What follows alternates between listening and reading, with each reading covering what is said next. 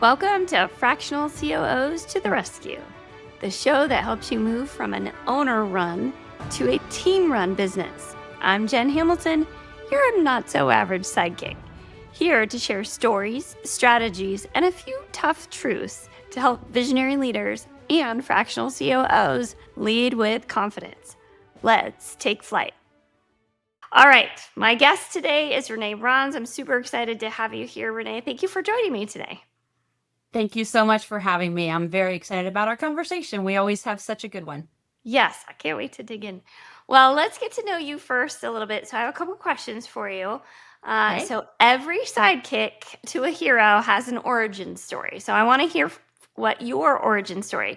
In other words, how did you go from an operator into the trenches to a fractional COO on a mission?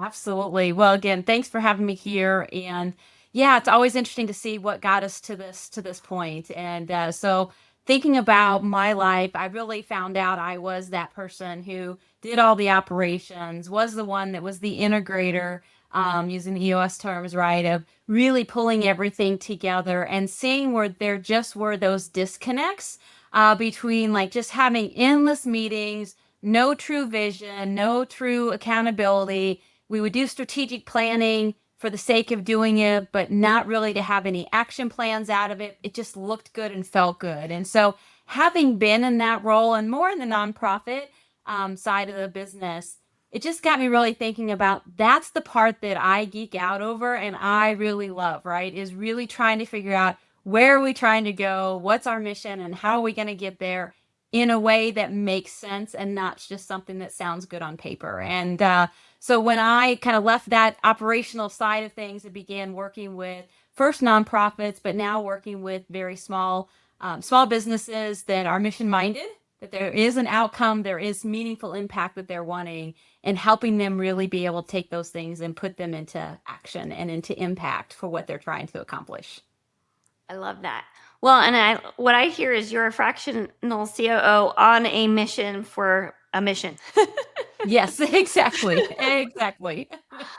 So you talked a little bit about it, but like tell me a little bit more about what types of businesses you love working with and what you're excited when they put out that call to help. What with the small businesses and nonprofits, do you like it when they're like, "Oh, I need help here."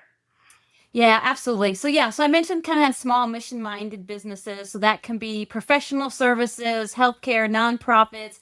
It's really those who have leaders in the organization who are ready to grow or reinvigorate themselves or just move forward, right? Grow means so many things to different people, and they're willing to really invest in their teams and making that investment or an engagement throughout the organization. And so when they reach out and they're like, I know what I want to do. I know why maybe I started this, but now I've just gotten to where I don't know what the next steps are. I've gotten so into the weeds, especially with our visionaries. They're the ones that started it.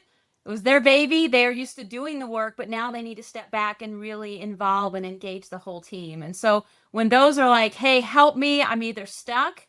I'm trying to grow. I'm trying to move to that next phase. I'm past that solopreneurship, right? I really am ready to make this a go and really have an impact. That's when I'm like, yes, let me come in. Let me talk with you. Let me see what you've got. Let's talk about your vision. Let's talk about what you're currently doing.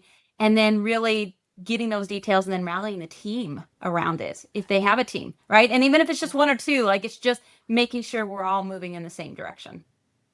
I love that. So tell me a little bit more where they might get stuck. In other words, what is the business villain you love to defeat the most? What are the things that you're like, let's give her this I sticky know you part? love this whole superhero, so I've been really trying to like dive into my inner superhero here.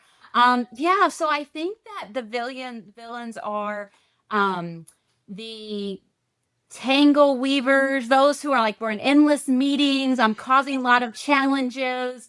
Um, I'm not seeing that picture. I'm being like bright, shiny objects. That causes a lot of trouble when there's maybe too many ideas and we're not sure what's really going to be the one that's going to make the biggest impact now, and we're not prioritizing. The other is probably just anything that is distracting those leaders, right? So it could be other coaches, it could be other team members, it could be just I have so many ideas and I just don't know what to do and I'm just trying everything. So those are the ones that are probably those tangle weavers and those vision distractors, I guess, are the ones that can really cause a lot of challenges and get our visionaries and our businesses stuck, not able to really progress. I love what you said too about the distractions. It's almost like the squirrel followers too. Yes, yes. Because when you're starting out and you're trying to grow, you read and you see so many things, you have so many inputs coming into you that to really break through all that noise and really understand, okay, what are the one or two actions I can take today to really make a difference? Because we think we have to do it all, and they think they have to do it all. And while that sounds great, if we focus on one or two things and move those forward, everything else is going to come much faster. You cut through the noise and they know that they can have your help to be able to say, this is what I focus on, is what I'm hearing. Yeah, yeah. I love like the strategic planning part, which I know most people, you say strategic planning and they roll their eyes and they're like, please, no, not that. I actually love it. And I think it's because I've been able to look at strategic planning from a standpoint of not something that sounds flowery and it's just out there for the sake and looks good on a web page but something that's like, here's where I want to get to. And then backing that up and saying, okay, if this is where we're going to be in 3 to 5 years, what steps do we take now? And then breaking that down into, like, I keep talking about that actionable items, because that's the piece where most people get stuck. They have the big vision and they have no idea what steps to take to get there. Well, this is a perfect transition into our focus for our conversation today. So we're still in the series around strategic direction, and Yes. no one better to talk about than what you were just saying and having that strategic direction. And today we had previously discussed like what are we going to talk about? Because we could geek out about just about anything, as you can Yes. hear. You are a strategic, having that plan and that direction, really expert and professional. So one of the things we talked about today is understanding that you need a vision. And you started to talk a little bit about this, but I want to hear from you. Why is it so important for small businesses, nonprofits, others to be able to have that vision, especially as it relates to giving them a strategic direction? Absolutely. Well, I think it's really important, really, for all of us at the personal level as well as the business level, is what's our why? Why are we here? What are we doing? What's our origin story? Like a lot of times with visionaries, it's reminding them why they did and got into the business they got into. And the reason that's so important is because we have to have that driver that everybody can rally around and want to make that difference. And so it really is important to have sort of that mission statement, and one that you can say what it is, what it is, like that everybody can really appreciate of, this is at the end of the day what we're trying to do, because you need to have that motivation in order to have that momentum and to continue through the times when things aren't so great and when there's ups and downs and where you're trying different things to get a program going or whatever the case may be, that at the end of the day, this is really what's driving us and where we want to be. And if you don't have that, if you don't know personally what you're in it for and why you're doing it, if you don't know for your business why you're doing it, it just causes you to really get lost. And you really have to focus on, what is that outcome? What is that impact? What am I here to serve? What am I here to do? I think that just really makes it so much stronger for your decision making, for rallying, getting the right people. A lot of mine is also very people focused. We got to get everybody around why we're doing this. And if they don't really understand and they just see their one little piece over here and they miss that bigger vision, you're never really going to engage them into those conversations and have them be a part of and gain and catch that excitement about what it is that they want to do. And so I just think it's really important that you do start with that. What is the end game? Who am I here to serve? Why do we exist? All of those kind of questions, right? About their business and what led them to that decision in the first place.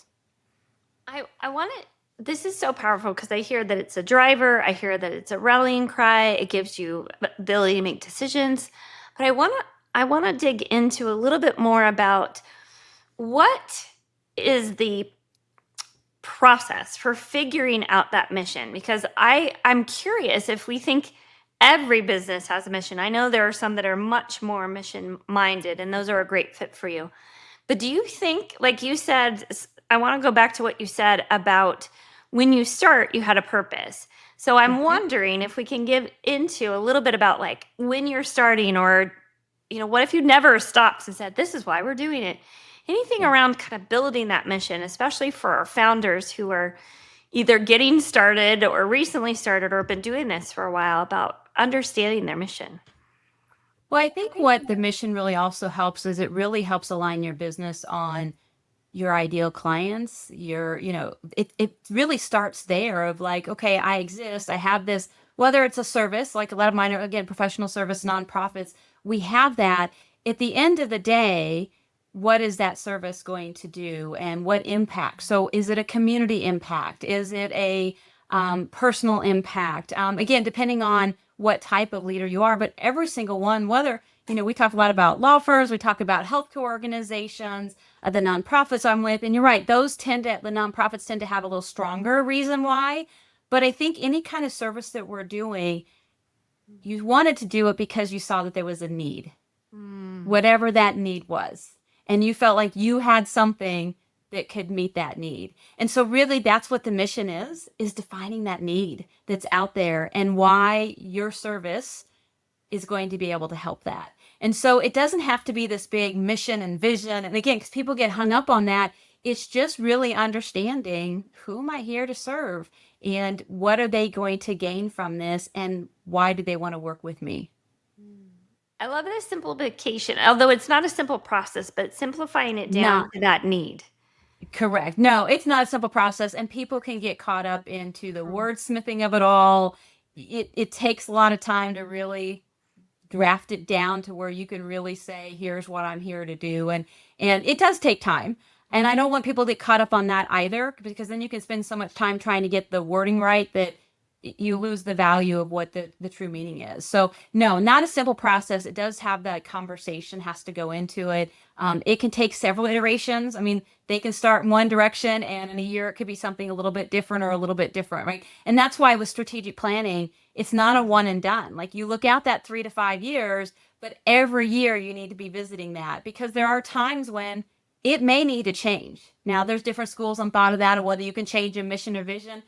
If it's changed or if it's something is better or clarifies it for you, for your team, or for those you're serving, then it's worth having a conversation about.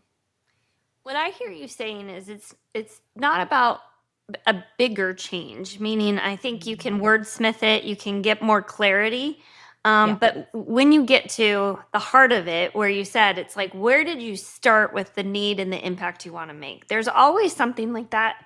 I Always. don't think I've met yet a business owner who has said, I'm going to start this business just to make money. Yeah.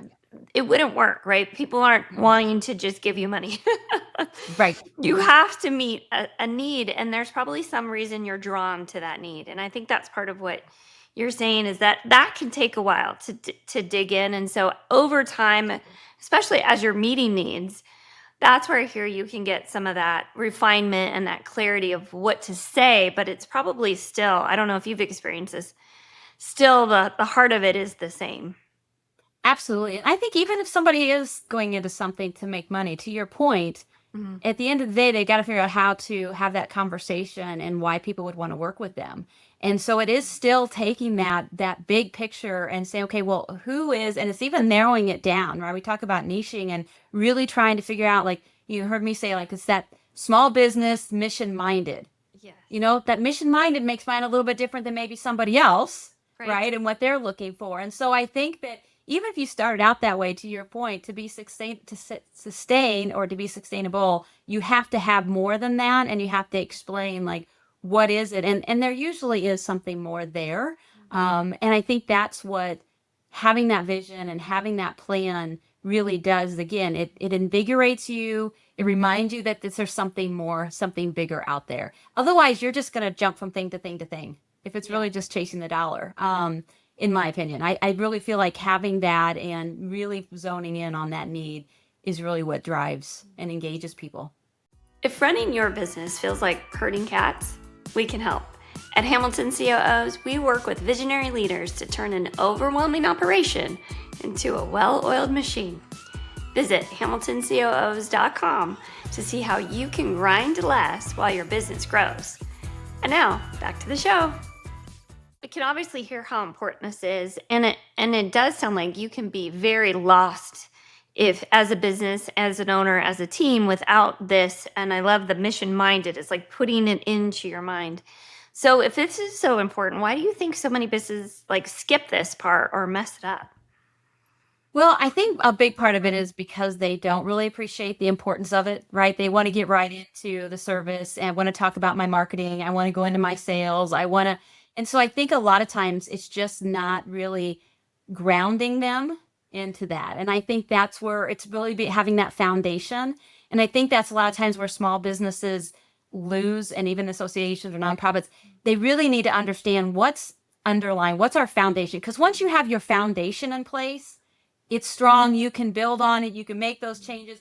Every other strategy, every campaign, whether it's a marketing campaign, sales campaign, membership, whatever it is for you, none of it really matters if you don't have a strong foundation to build upon.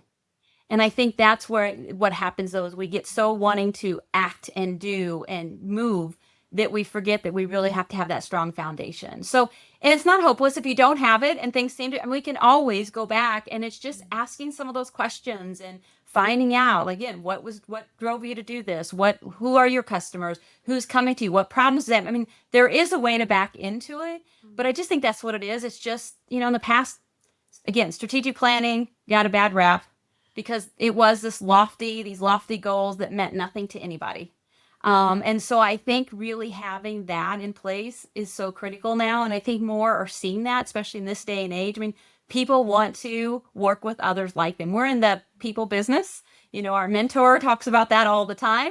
And I think that's really what it comes down to, and why it's so critical to have that. Easy to skip over because we think it's not important. But at the end of the day, when you have to make a decision on a change in the organization, a strategy that you're going to employ, whatever the case is, you really need to have that foundation so that everything fits, right? You may have to turn down an opportunity because it doesn't fit who you really are, and your core values. And that all kind of comes into the strategy as well. If we really want this to work, we have to have all of those foundational pieces in play. Can you share any examples of where the mission did help with some of these things, driving the focus or helping make decisions or saying no to either maybe a client or a partner or a team member? Do you have some examples of this in place? Yeah, I think that a couple that come to mind, one kind of a nonprofit, I mean, they had this big, lofty idea of what they were there to do, which was more their vision, which I think can be a little loftier. But when it came to the mission, by really knowing who they were serving, it really made a difference in the decisions they made. And especially for a nonprofit and even with small businesses, we have to watch our dollars and cents, right? Costs are really going up and increasing.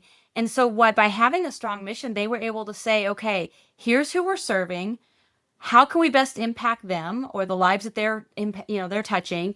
And by having their mission in place and really understanding that this is our constituents, this is our base, that they really were able to make those decisions because they were starting to make some decisions about a membership campaign that really wasn't talking to their member.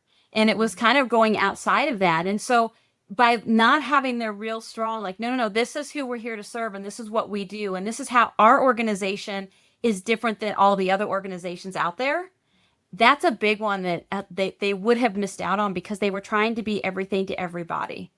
Same thing can happen in a small business, right? When we're looking at the services that we're providing, and especially professional services, the type of clients that you can take on, if you really don't know what that ideal is and what you're meant to do and where you're trying to go, you can take on some people that ultimately are not going to be good for your business. They're going to take more time, more money, and/or they're not going to be happy with you because you have a mismatch. There's not that fit there. And so then it becomes sort of that vicious cycle. So yeah, another just, small business, they really had to get clarity on who is it? What types of organizations are we wanting to reach out to so that they could really say no to or refer to someone else Yeah.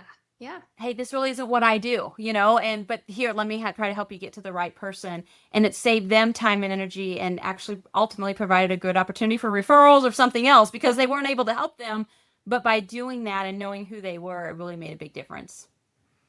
That's a great example of a tough decision. Maybe one of the hardest decisions is having to say no, especially if you're in a position where you're like, we do need some funds from the revenue side and Yes. we do need some clients. And so I think it's hard to say no even more in those. But what I'm hearing you say, which I really love about the mission, is it makes it easier to say no because there are like boundaries around Yes. where can we make the biggest impact? Where can we meet the needs in the best way possible? And I think it's easy for us to step back and say, okay, I'm not the answer to everything. Like you said, don't be the be all end all answer to everything. But I think that what I'm hearing you say, that mission has really helped different organizations. And if you don't have one, like that's why you're using the words foundational, of having it be able to say, this is a yes, this is a no, that is outside of those boundaries. It just really gives you that clarity. It really gives you clarity so you can make the right decisions.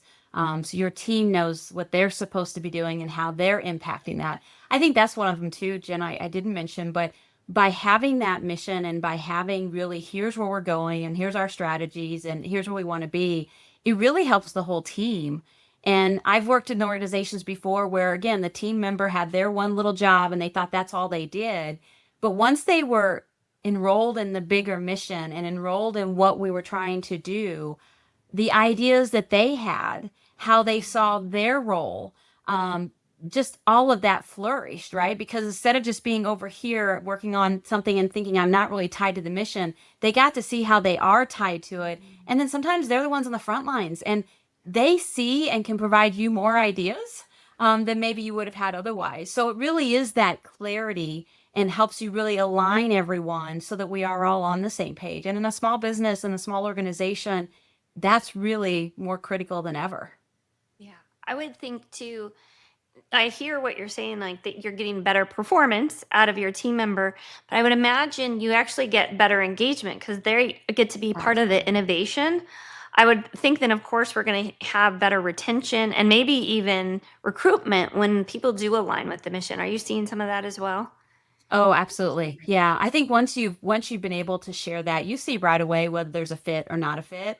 I think, and when there is a fit, yeah, it definitely really helps with that retention of staff and wanting them to just really stay involved in your team and wanting to help grow your business, right? And again, as small businesses and as visionaries who are, this is their baby, gosh, if you can have others who are going to help take care of your baby, it's so much better, right? It takes the Yes. stress off of you and again enrolls them in the bigger conversation. But everybody can just get a lot more excited about it. And when they know what's expected of them and what's expected of the organization, it just infinite possibilities. It really does.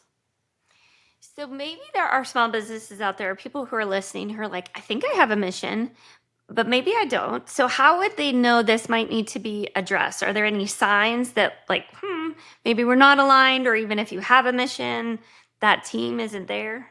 Yeah, I think that the one thing is do you have something that says what you stand for or who you're there to serve? I mean, call the ideal client, you don't have to call the mission vision, but do you have some kind of statement or something that says who you represent or why you exist?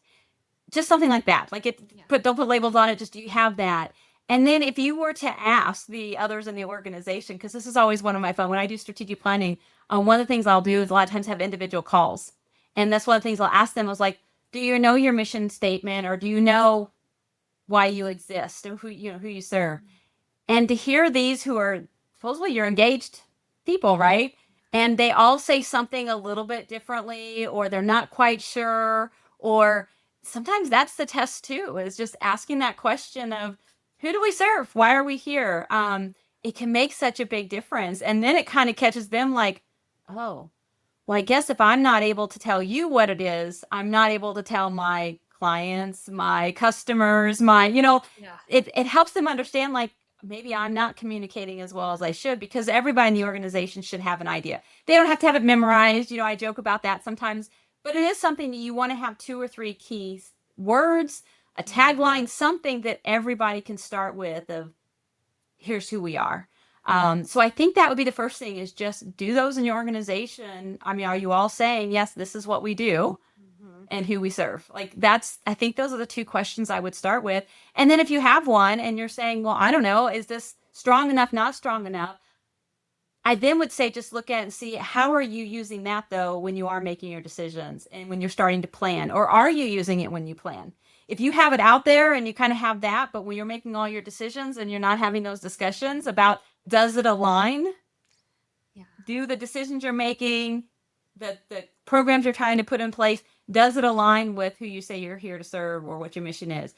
It really does you want to start there, right? And so if you're finding like, well, I could make it align. That was always the joke too. I would work with groups and they'd be like, well, this addresses the mission because of, and they would have this like roundabout way trying to fit it in of why it really helped. And even they, after a while, were like, yeah, okay, I'm really trying to make this happen and it doesn't fit, or has the mission changed? Like it doesn't necessarily mean that what you had or what you started with is where you need to go. So I think it is just really reviewing that. And again, I think it's something that needs to be done really on an annual basis. It's just, is this the same mission? Are we here to serve?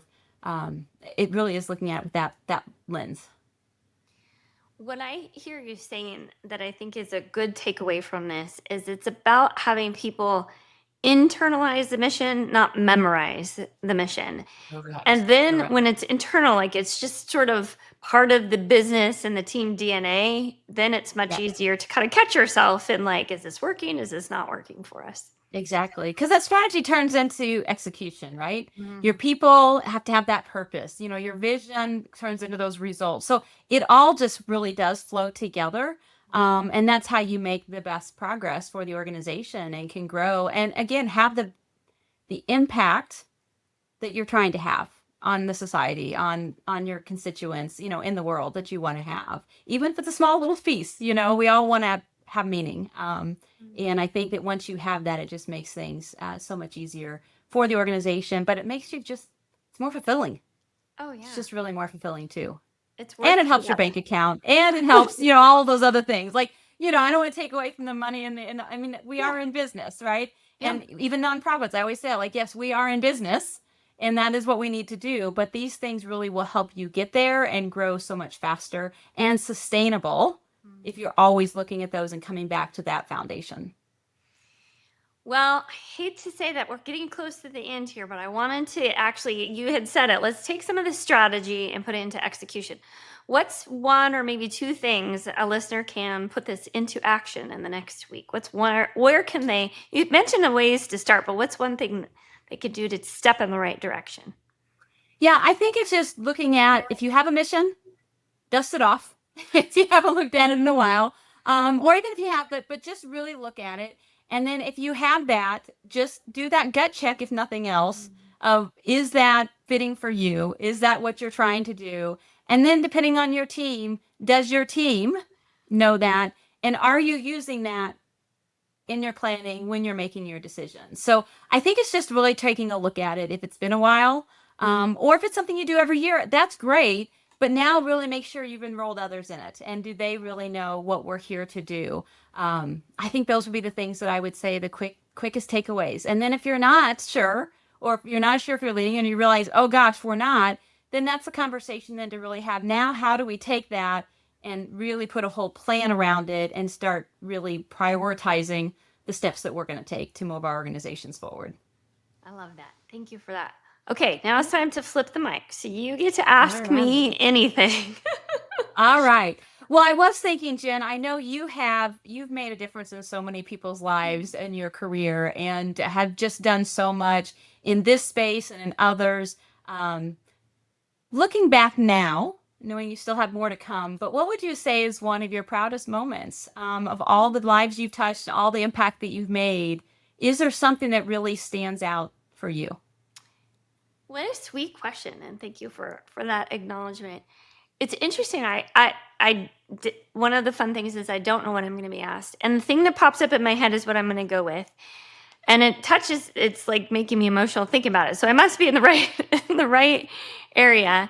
is that I had the privilege of being a co-founder of my children's charter school here in town. We're in a small community within San Diego, and as much as I did this as a mom, I did this for my community, and to know that it still exists and that there are children who don't maybe fit in the traditional public school setting can go to the school still 5 minutes from where I'm still living, even though my children graduated a long time ago from this school, to know that even though I have nothing to do with it now, that I started something using my geeky operational brain along with these teachers' ideas, and it still exists, is something I'm very proud of. And to know that I can keep making a difference in my community.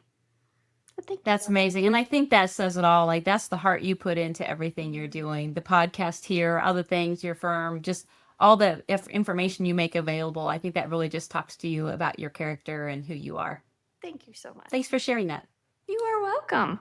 Well, I want to have people know how to find you. So can you share with us how we can find you? What's the best way to get in touch with you? Because I know people can find fractional COOs through Hamilton COOs, and we can find you through this. But if they want to get with you directly, if something is speaking to them, they know, hey, you're the right person for me. How can we find you? Yeah, well, I'd start with just my email. It's renee@reneebrauns.com. Also can look me up on LinkedIn. And I do have a website, reneebrauns.com, as well. But I would say probably just emailing or in the LinkedIn. But reach out. Happy to have those conversations. And I think I would ask that for anybody who's listening, and thank you again, Jen, for having me and having these conversations, but just encourage you to lean into your vision. And because when vision and action come together, you have those infinite possibilities. And I was reminded, just thinking about this, like if you see my logo behind me, like the whole reason I have the double infinity is because of that infinite possibilities. And I do feel strongly that those vision and actions together really allow for that. So I would just tell you, really lean into what your mission is and why you're doing what you're doing. Thanks for listening to Fractional COOs to the Rescue. Don't forget to follow the show and share it with fellow visionary leaders and fractional COOs. And if you're ready to move from an owner-run business to a team-run business, visit hamiltoncoos.com to learn more.